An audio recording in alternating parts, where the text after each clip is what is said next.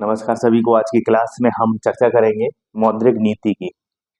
मौद्रिक नीति क्या होती है? मौद्रिक नीति का अर्थ मुद्रा के उपयोग के अधिकार से है कि मुद्रा का हमें कितना उपयोग करना है, कितना नहीं करना। अर्थात धन के प्रभाव, जो धन का प्रभाव हो रहा है मार्केट में, बाजार में, उसको नियंत्रित करना, उसको विनियमित करना, उसको प्रबंधित करना। मुद्रा, आप सबको पता है कि सबसे पहले मुद्रा का इस्तेमाल नहीं होता था व्यापार में, क्रय विक्रय लेन देन के लिए। हड़प्पा काल में भी हमें कोई ऐसे साक्ष्य नहीं मिले कि मुद्रा का इस्तेमाल व्यापार के लिए होता था। वह वस्तु विनिमय के माध्यम से व्यापार किया जाता था। ऋग्वैदिक काल में भी कोई ऐसी हमें विशेष मुद्राएं नहीं मिली जिसके कारण व्यापार होता था मुद्रा के माध्यम से। अधिकांशतः वस्तु विनिमय वहां पर भी होता था। परंतु जैसे जैसे कृषि और प्राथमिक क्षेत्र, पशुपालन, मत्स्य पालन को बल मिला, उत्पादन बढ़ा, तो अधिशेष की स्थिति आई और इसी अधिशेष की स्थिति ने उद्योगों का विकास किया और इसी उद्योग ने और अधिशेष ने व्यापार को बढ़ावा दिया। जब व्यापार बड़े स्तर पर होने लगा, एक क्षेत्र से दूसरे क्षेत्र, एक देश से दूसरे देश, तो लोगों को आवश्यकता पड़ी किसकी? एक ऐसी वस्तु की जिसके माध्यम से वो सभी वस्तुओं का क्या कर सकें? विनिमय कर सकें, सभी वस्तुओं का लेन देन कर सकें। इसी क्रम में एक अवधारणा सामने हमें देखने को मिलती है, मुद्रा। क्या मिलती है? मुद्रा। और धीरे धीरे प्राचीन काल में हम भारत में देखते हैं कि चांदी की मुद्राएं, आहत मुद्राएं, फिर यूनानी भारत आए, उन्होंने मुद्राएं चलाई, स्वर्ण मुद्राओं का इस्तेमाल होने लगा, तांबे की मुद्राओं का मेडाइवल में हमें देखने को मिलेंगे, है ना। और आज भी हम मुद्रा का इस्तेमाल करते हैं। मुद्रा कई प्रकार की होती है, एक दिन मुद्रा पर अलग बात करेंगे कि मुद्रा के प्रकार कितने हैं, है ना। ठीक है, आज सिर्फ हम ये देखेंगे मौद्रिक नीति क्या है ना। एक दिन हम मुद्रा पर अलग वीडियो बना लेंगे कि मुद्रा कैसे प्राचीन काल से अभी तक विकसित हुई, कौन उसके अधिकार को कौन छापता है, किसको अधिकार है, किस प्रकार सस्ती मुद्रा क्या है, महंगी मुद्रा क्या है ना। इन सब पर चर्चा करेंगे। ठीक है। और मौद्रिक नीति आज बात करें सिर्फ मौद्रिक नीति पर। मौद्रिक नीति का मतलब मैंने आपको बताया, जैसे कि आप घर में बैठे हुए हैं, आप अपने घर में, आपके पापा मम्मी जो है वो आपको पॉकेट मनी देते हैं। वो पॉकेट मनी क्या है? मौद्रिक नीति तो है। कैसे सर? कि वो आपको धन का प्रवाह कितना होना चाहिए, आपके पास कितनी मात्रा में धन होना चाहिए पूरे महीने भर के लिए, ये आपके मम्मी पापा तय करते हैं। अधिकांश अगर आपको ज्यादा पॉकेट मनी दे दी तो पता चला आप बहुत सारी वस्तुएं खरीद के लिए आए, या आपने धन का दुरुपयोग करना चालू कर दिया। बोलिए। और पॉकेट मनी कम दे दी तो आप तंगी में जीवन जीने लगे, आप अपनी दैनिक आवश्यकताओं की पूर्ति नहीं कर पा रहे, तो बड़ी समस्या है। तो माता पिता बड़े सोच समझ कर आपकी समस्त आवश्यकताओं को कैलकुलेट करके कि यार इस व्यक्ति को इतनी वस्तु की आवश्यकता है और इसे इतनी मनी मिलनी चाहिए, उस हिसाब से आपको क्या देते हैं? वो मुद्रा देते हैं। वैसे ही देश में, कि देश में भी हम, केंद्रीय सरकार जो है, केंद्रीय बैंक जो है, वो मुद्रा का क्या करती है? प्रबंधन करती है। तो मुद्रा का प्रबंधन वो सरकार से भी, जो संचित निधि होती है, विदेशी जो खाते होते हैं उनका भी प्रबंधन करती है। तो अर्थात पूरी मुद्रा की देख रेख करना एक केंद्रीय बैंक के हाथ में होता है। हमारे देश में ये केंद्रीय बैंक कौन है? आरबीआई, है ना। आरबीआई।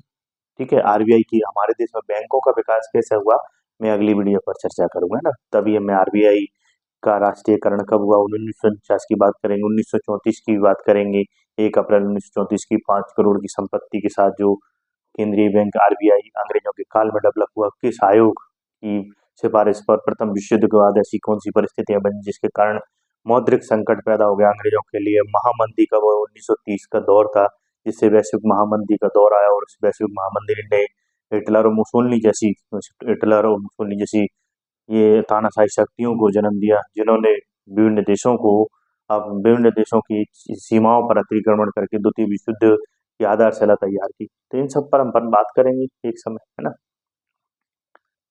तो आज हम सिर्फ इतना बात करते हैं कि केंद्रीय बैंक आरबीआई हमारे देश में मुद्रा के प्रवाह का प्रबंधन करता है, नियमन करता है। ये ऐसा क्यों करता है? क्योंकि भाई साहब, हमें क्या चाहिए? आर्थिक गतिविधियां, जैसे कि मुद्रास्फीति, महंगाई ना बढ़ जाए। बोलो, अगर ज्यादा मुद्रा आपके पास के पैसे जेब में ज्यादा आ गए तो आप क्या करेंगे? ज्यादा से ज्यादा वस्तुओं की खरीद करेंगे, आपकी उपभोग स्तर में वृद्धि हो जाएगी। जब ज्यादा वस्तुओं की वृद्धि आप जाके खरीदेंगे तो वस्तुओं की कीमतें बढ़ जाएंगी। एक अनाज 100 बीमार वाली कहावत हो जाएगी, पैसा सबके पास है। और वस्तुएं कम पड़ने लगी तो महंगाई बढ़ेगी, और महंगाई बढ़ेगी तो गरीबी की समस्या, बेरोजगारी की समस्या बढ़ जाएगी हमारे देश में। तो भैया मुद्रास्फीति को रोकने के लिए, रोजगार के सृजन डेवलप करने के लिए कि हम इतनी मुद्रा का प्रवाह करें कि मांग भी बनी रहे, जिसके कारण जो उत्पादक करता है वो उत्पादन करता रहे और अपनी अपनी नई नई उत्पादन इकाइयों का निर्माण करे, जिससे रोजगार के अवसर पैदा हो। उत्पादन में वृद्धि, मांग और आपूर्ति में क्या बनाए रखने, संतुलित बनाए रखने के लिए वो रणनीति बनाता है। कौन बनाता है रणनीति? आरबीआई बनाता है। और अभी हमने एक समिति का भी गठन किया है, इस समिति का नाम है मौद्रिक नीति समिति। ठीक है, ये मौद्रिक नीति समिति जो है वो एक्ट 1934 जो आरबीआई से संबंधित बैंक का अधिनियम है 1934, उसकी धारा 45 जेडबी के अंतर्गत केंद्र सरकार के द्वारा इसमें प्रावधान है कि केंद्र सरकार भारत के केंद्रीय बैंक की सहायता करने के लिए ऐसी समितियों की स्थापना कर सकती है जो भारत में धन के प्रवाह को नियंत्रित नियमित करने के लिए, विनियमित करने के लिए आरबीआई की सहायता करें। इस क्रम में एक समिति की स्थापना की गई जिसकी संरचना ऐसी, इसमें एक अध्यक्ष होता है आरबीआई का, गवर्नर इसका पदेन अध्यक्ष होता है, और इसके सदस्य डिप्टी गवर्नर, आरबीआई के डिप्टी गवर्नर प्रभारी होता है इसके सदस्य के रूप में, और तीन तीन केंद्र सरकार द्वारा नामित वो व्यक्ति होते हैं जिन्हें बैंक का, अर्थव्यवस्था का, आर्थिक क्षेत्र का ज्ञान होता है।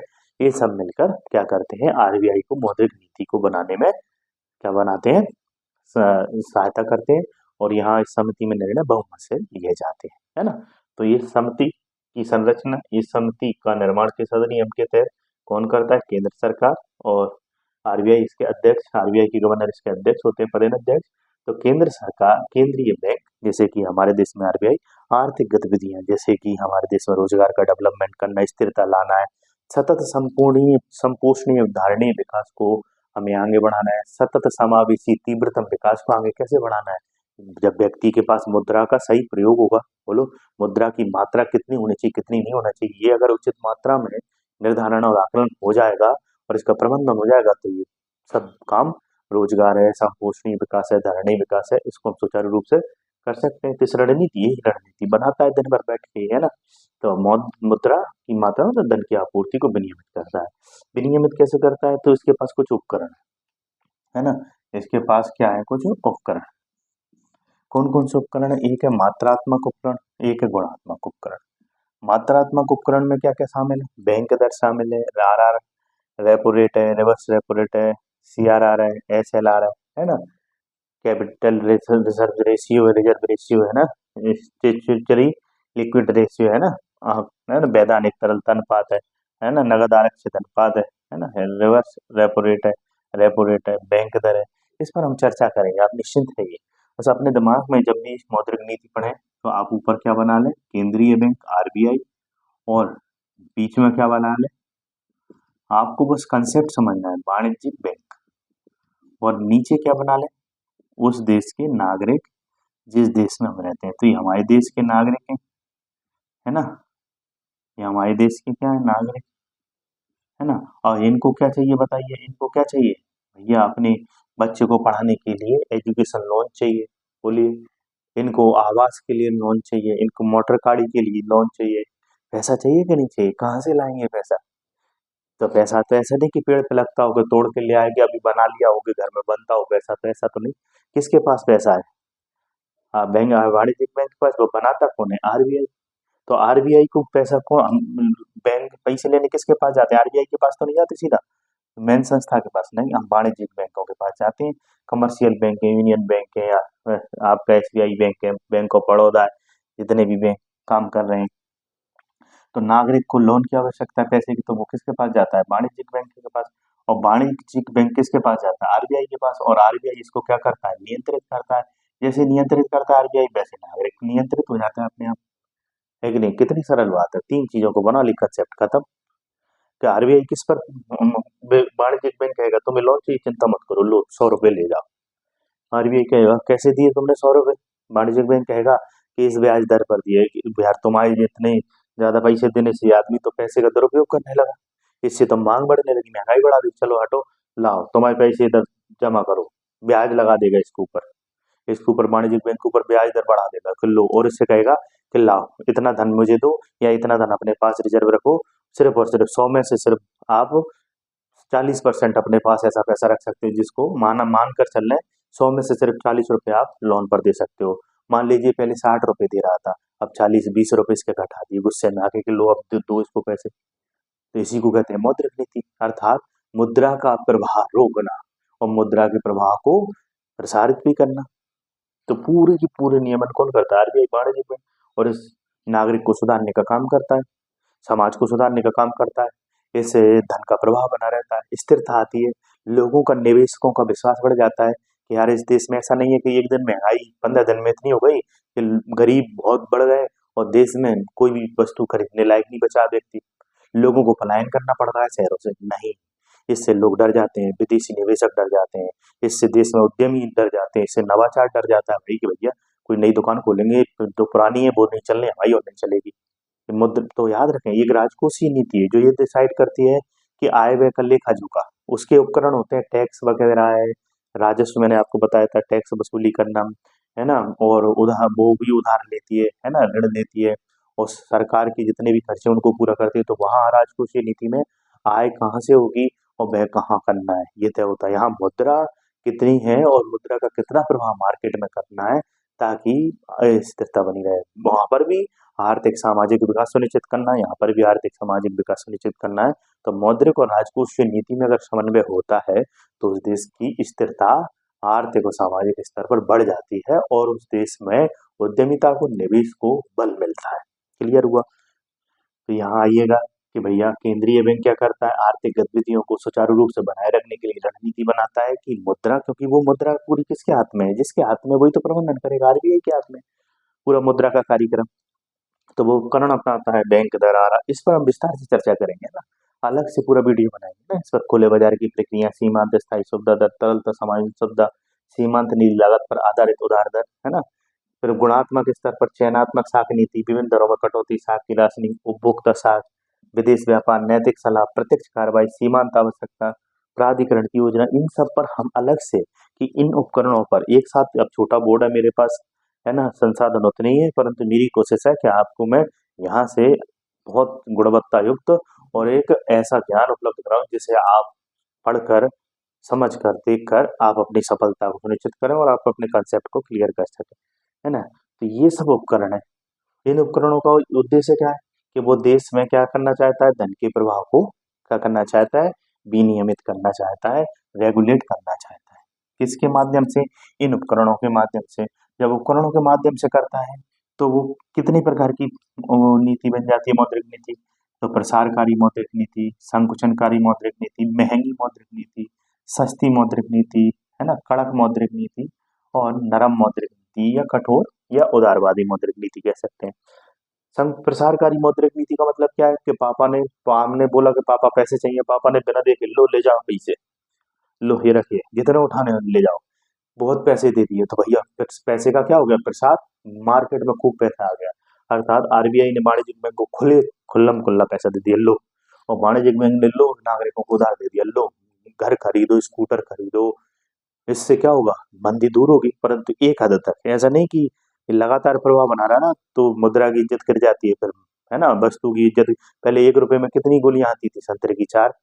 बताइए, आज 4 रुपए में एक आ रही, उल्टा हो गया। मुद्रा की वैल्यू गिर जाना, मुद्रास्फीति मतलब मुद्रा की वैल्यू गिर जाना। कि पहले हम 4 संतरे की गोली खा लेते थे 1 रुपए में, आज 4 रुपए में एक खा रहे हैं। उल्टा हो गया कि नहीं हो गया? मुद्रा की वैल्यू कम हो गई, वस्तु की वैल्यू बढ़ गई, इसी मुद्रास्फीति कहते हैं। तो प्रसारकारी मतलब लुटा दो पैसा, लो ले जाओ खूब पैसा ही पैसा। संकुचनकारी, सरकार ने बोला इधर आओ, केंद्रीय बैंक ने वाणिज्यिक बैंक को सबसे ऊंची ब्याज दरों पर पैसा देना चालू कर दिया, उन पर प्रतिबंध लगा दिए और उनको लागू कर दिया। कितना? आप अपनी मेन इस अपने में जो एनडीटीएल है आपके पास, कुल सावधि जमा देता है, उसमें से सिर्फ इतना पैसा है जो आप ऋण दे सकते हैं। तब भाई साहब अपने आप पैसा क्या हो गया? कम हो गया मार्केट में। तो इसी को कहते हैं संकुचन, जहाँ पैसा कम हो जाए। पिताजी का एक ला बेटा पूरी पॉकेट मनी वापस कर। तो संकुचनकारी। महंगी मतलब जहाँ ब्याज दर है, मतलब वाणिज्यिक बैंक को पैसा आरबीआई से कैसा मिलना है? महंगी ब्याज दरों पर। तो पहले कह रहा था 100 रुपए पे 10 रुपए ब्याज दूंगा, और अब कह रहा है कि चल 5 रुपए, आधे रुपए, 5 रुपए दे दिए तू तो सिर्फ ब्याज। तो इससे सस्ती ब्याज दरें होंगी, तो इससे क्या होगा? सस्ती में नीति बनेगी। इसे कहते हैं सस्ती मौद्रिक नीति, जहाँ ब्याज दरें सस्ती हो, जहाँ ब्याज दरें कैसी हो? महंगी हो। तो 10 रुपए देने पड़ेंगे, 20 देने पड़ेंगे। तो महंगी ब्याज दर होगी तो इससे तरलता कम हो जाती है ना। तो ब्याज भी बैंक कम देते हैं। तो याद रखें, महंगी मतलब जहाँ ब्याज दरें महंगी हो, जहाँ ब्याज दरें सस्ती हो। कड़क मौद्रिक नीति, इसमें दोनों गुण मौजूद हो, जहाँ संकुचनकारी भी हो और महंगी भी हो, जहाँ पापा पैसा भी कम दे रहे हैं और ब्याज भी हमसे ज्यादा वसूल कर रहे हैं कि बेटा 100 रुपए दिए, इस पर तुम्हें 20 रुपए ब्याज देना पड़ेगा। तो कड़क पापा बड़े कड़क है हमारे, है कि नहीं। और नरम मम्मी हमारे घर में नरम रहती है, वो कहती है ले जा बेटा तू चिंता मत कर, पैसे ले जा और कम ब्याज दर पर। तो भैया पापा ने जो नीति बनाई वो कड़क, मम्मी ने बनाई वो नरम नीति, काम खत्म। ये आपकी संकुचनकारी नीति और प्रसारकारी सस्ती, कड़क और नरम, ये आपकी 6 प्रकार इसमें मैंने बता दिया आपको। और सीधी बात है, जैसे घर में हम पॉकेट मनी लेते हैं वैसे ही धन का प्रवाह आरबीआई हमारे वाणिज्यिक बैंकों के साथ हमारे देश के लिए करता है, ताकि देश का आर्थिक सामाजिक विकास धारणीय स्तर पर हो सके, आर्थिक स्थिरता सामाजिक स्थिरता आ सके। इसी के साथ मैं क्लास संपन्न करता हूँ। अगली क्लास में हम मिलेंगे, बैंक का विकास कैसे हुआ, हमारे देश में कौन सा पहला बैंक था, है ना, एसबीआई कब बना, आरबीआई कब बना, बैंकों का राष्ट्रीयकरण कब हुआ। ये मैं बैंक जब वित्तीय समावेशन पढ़ा हुआ ना तो उसमें बातचीत कर लूंगा। अगली क्लास में मैं इस सब पर बात करूंगा, मात्रात्मक और गुणात्मक जो जो उपकरण है उन पर बात करेंगे। ठीक है, आपको समझ में आ गया होगा। अगली क्लास में फिर मिलेंगे। जय हिंद, जय भारत।